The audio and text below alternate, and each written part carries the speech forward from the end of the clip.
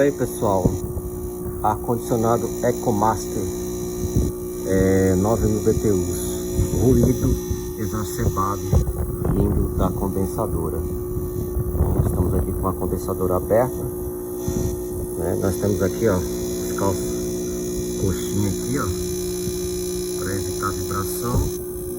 Desculpa, a câmera tá vibrando um pouco aqui, mas tremendo, mas eu tô em cima da escada, viu, gente?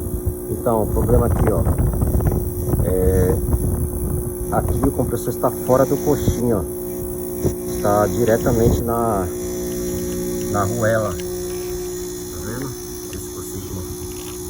Então, quando a gente pressiona mais aqui, ó, o ruído para. Quando volta, isso aqui quando está em alta frequência é insuportável.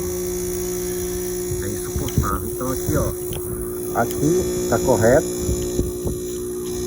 Compressor aqui, ó, na parte de borracha, e aqui ele está fora. Isso aqui foi um erro na montagem. Então aí o compressor fica vibrando. Eu vou colocar a chave de fenda aqui, ó, suavemente, vocês vão perceber, ó.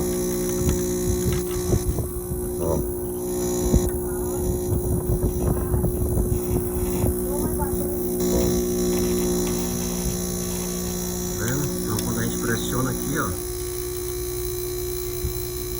o ruído diminui consideravelmente.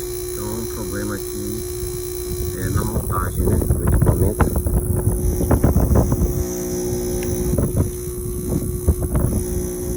Então reverbera sobre toda a carcaça da máquina, então, e às vezes acaba indo até para frente, né?